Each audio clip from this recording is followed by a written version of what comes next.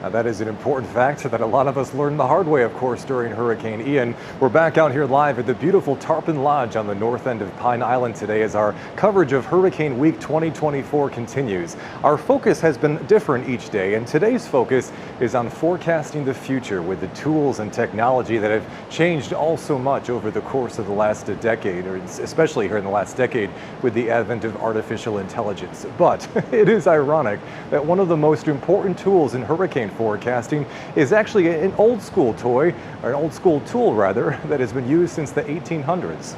Have a look.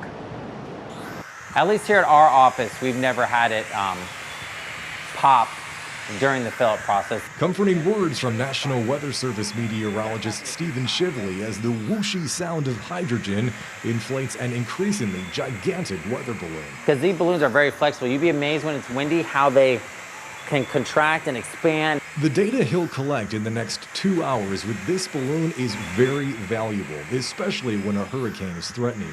Its payoff comes in collecting data through a profile of the atmosphere that helps us determine if, when, and where a hurricane may track, even if it's far away right now. If you watch these systems, they go from the lower altitudes to what we call the mid-latitudes. And that turning point where those trade winds curve, a lot of these storms curve right around Florida, and when they start to turn, that's when they start to slow down. That's because hurricanes are steered by winds around them, not inside them. So, if steering currents are weak near us, pay attention. We need to find that weakness too, and we need to figure out, because wherever that weakness is where the hurricanes are going to go. Here's how the process works. Shively starts by cutting off the hydrogen supply when the balloon grows to about 5 feet across. Then he ties it using a nearly 250-foot-long string. I was excessively tied up. A small parachute is attached before he moves indoors for the most important part, the radiosonde. So this little tip here, that's the temperature sensor. Radiosondes are little instruments telling us big things, like the temperature, wind, and pressure of wherever the balloon may go. This small green light signals when it's ready to roll. Back outdoors after Shively connects it to the parachute, he's kind enough to let me do the honors. 5, 4, 3, 2, 1. The moment that balloon is released, it gets to work. While we watch it shoot into the sky with our NBC-2 drone here, the data it's collecting appears on Shively's computer screen here, showing us in near real time what the atmosphere looks like. It's also sent as input data into weather forecast models that run trillions of math calculations with it in only a few hours' time. A model is only as good as the data that's going into it. And weather balloons get lots of it. Dozens are launched nearly simultaneously from coast to coast each day, many going upwards of 100,000 feet, expanding up to 20 feet across before they pop.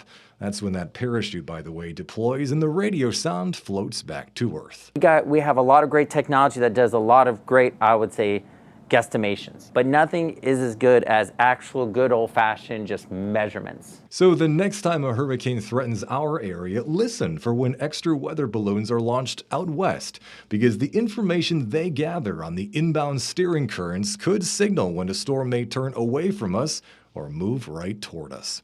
Reporting on the road in Ruskin at the National Weather Service, I'm First Alert meteorologist Rob Duns, NBC2. That was a beautiful shot, wasn't it? Now, if you think about how that weather balloon rises higher and higher in the sky, another key important point in hurricane forecasting is those weather balloons can help to give us an idea as to what amount of wind shear happens to be present in the atmosphere. As you should know, if you live in Southwest Florida, hurricanes don't like wind shear. It makes it very difficult for them to organize.